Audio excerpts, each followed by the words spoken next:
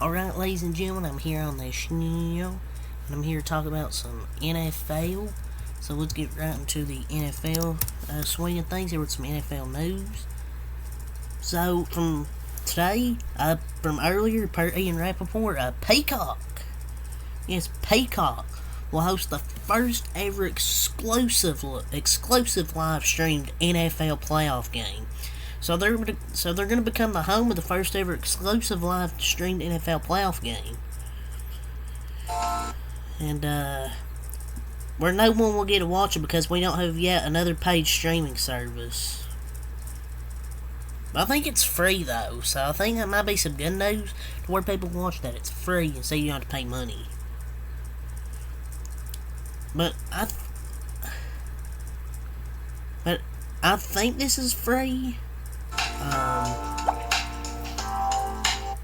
I'm not sure though. I think they always have offers for free trials. But I feel like this is just a shit idea. This is just pure greed on the part of the National Football League here.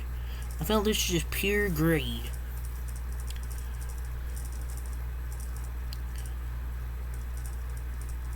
I mean, Peacock has exclusive rights to the MLB game in week 2 if they actually had a great product. I mean, I know they do have a great product, but I just don't know about the NFL.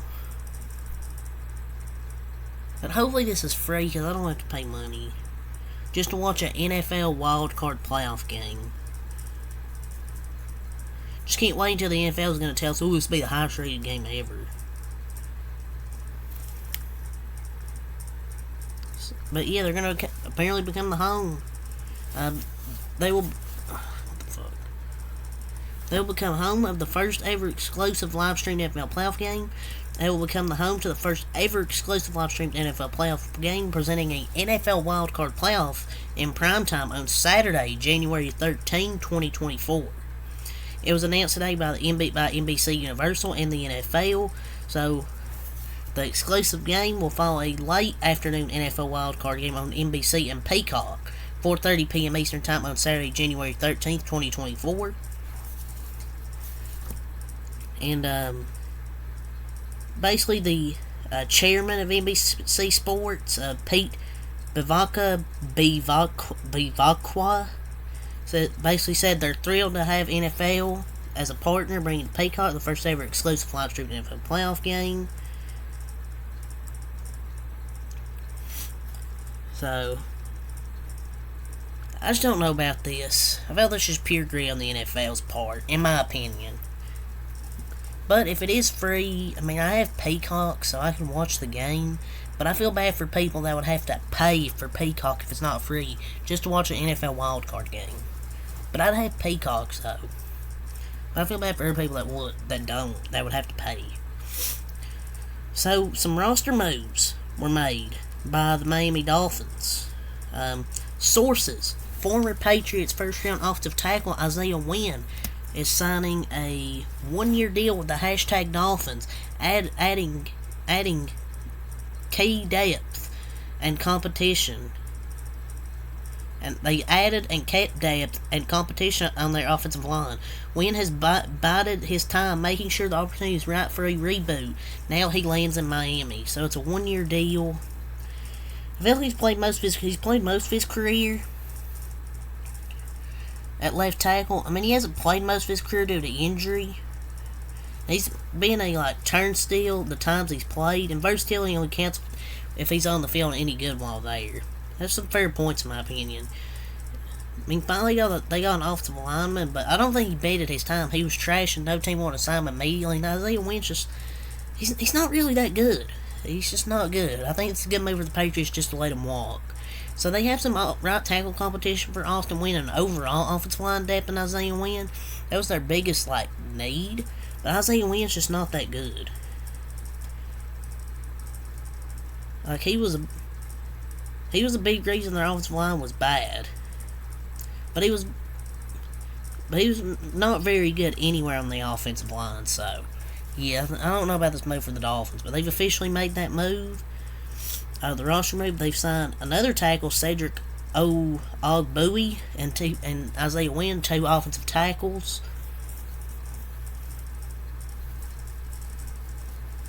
And this is just not great. They're not going to improve their offensive line. These are literally just scrap pickups. So yeah, for the Jets, or for the Dolphins here, yeah, just some scrap pickups here.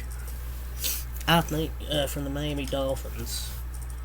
So update: Jets star defensive tackle Quentin Williams' bio now reads, quote, defensive tackle for ... And his last tweet is a retweet of the contract the Giants gave Dexter Lawrence. Remember that 90 million, 4-year, $90 million extension with $60 million guaranteed. I think Quentin Williams isn't very happy about that. The Jets haven't extended him yet, and that's his last tweet, which is that retweet. And he's clearly sending the Jets a message here, saying, "You better get.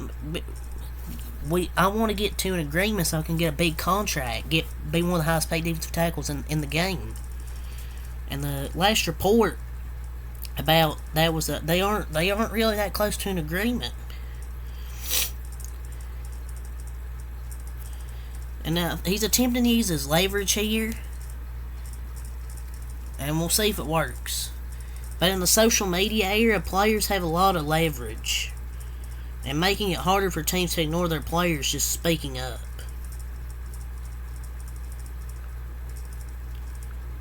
But I don't think the Jets care what his boss says. But it's a new era. Players have a ton of leverage, and teams have to work with them earnestly in good faith. And this is a good thing. This rewards teams for managing and treating their players right. It's a new era in football. People might say, "Oh, we soft," but you gotta let your voice be heard. The Jets will either pay him or let an elite player to premium position walk. We'll see, but I think he should get that back. He's a very good player. If the Jets don't pay him, that'll be a mistake. But that's just a little interesting thing I saw. The Bears, they've officially signed first-round offensive tackle Darnell Wright to his rookie contract. So he's officially signed. He's going to be a future, he's going to be a future All-Pro at that tackle position there. To protect Justin Fields. Seahawks signed a veteran defensive end, Mario Edwards Jr.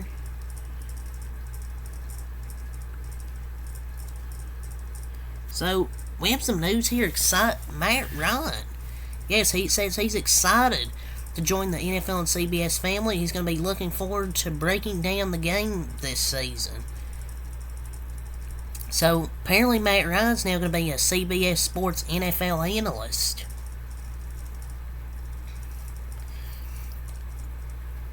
So I think this is a good move. I think he'll be a great addition to the network football coverage there at CBS. I think he'll do an excellent job of breaking down the game from a quarterback's perspective. So I think he's going to do a damn good job behind the microphone.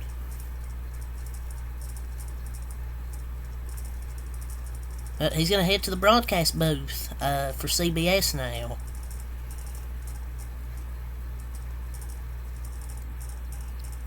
I think he'll be good. And he did it last year during the playoffs, I believe. And he was pretty damn good. So that's why I say I think he'll be good as a CBS NFL analyst.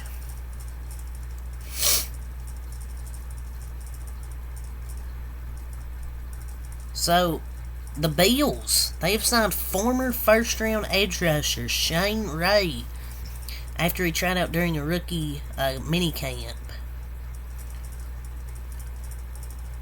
So if they're giving out comebacks, I would like to see the punt god Matt Araiza come back. Because remember, he was accused of that sexual assault with an underage girl, but apparently he was never even there.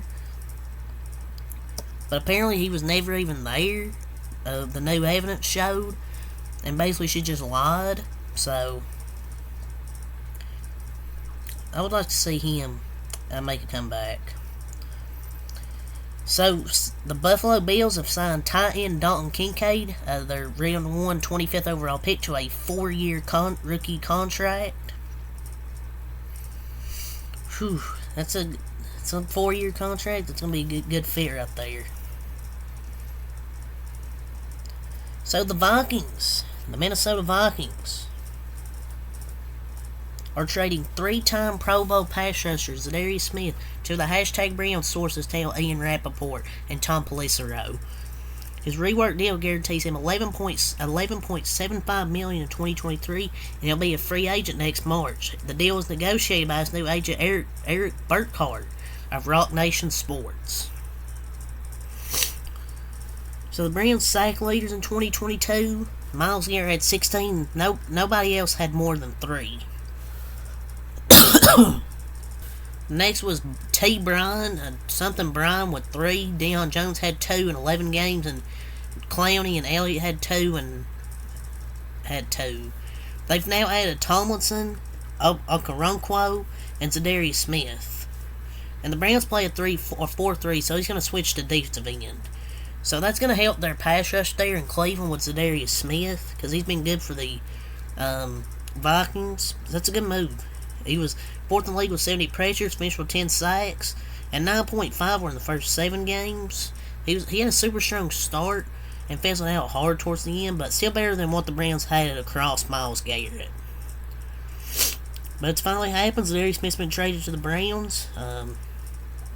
He had 10 sacks in his lone season in Minnesota before requesting a trade, and now he's going to be opposite Myles Garrett, so that's going to be a good 1-2 there, Zadarius Smith and Myles Garrett. Now we get some contract details. He was previously under contract with the Vikings through 2024 with $9.4 million salary and only $5 million guaranteed in 2023. Now $11.75 million fully guaranteed money in 2023. So $11 million fully guaranteed. And the trade details: the Browns get Zadarius Smith, a 2025 6th round pick, and a 2025 7th round pick. So 6th and a 7th in Zadarius Smith. The Vikings get a 2024 5th round pick and a 2025 5th round pick. Oh no! The league worst defense loses another player. How tragic.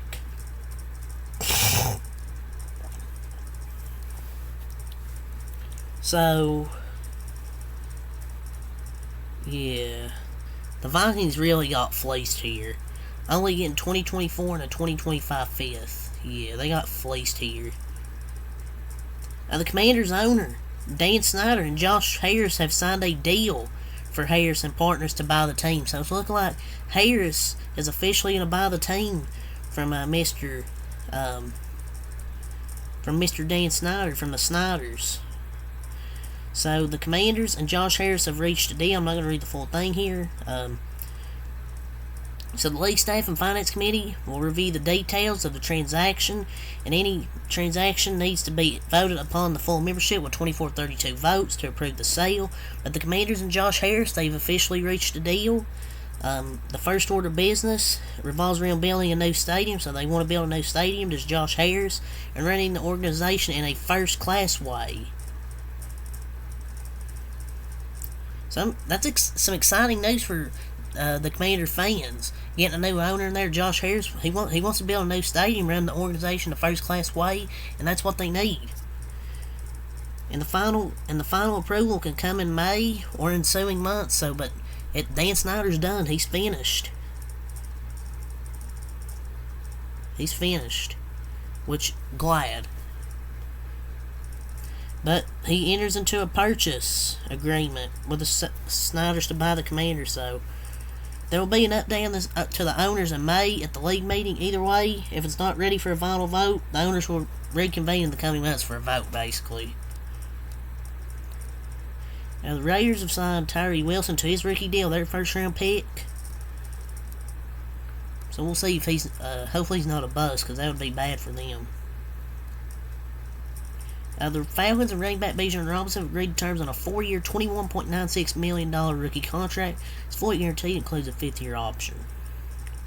But him, 4 years, $21 million already. He's going to get major endorsement deals to go along with that contract. He's going to have a lot of money. And the Bills have hired Marissa Figueroa as an assistant athletic trainer, the first become a full-time ATC in a franchise history. So some good news for her. First time ever in ATC in franchise history. That's all. See you next month. Peace.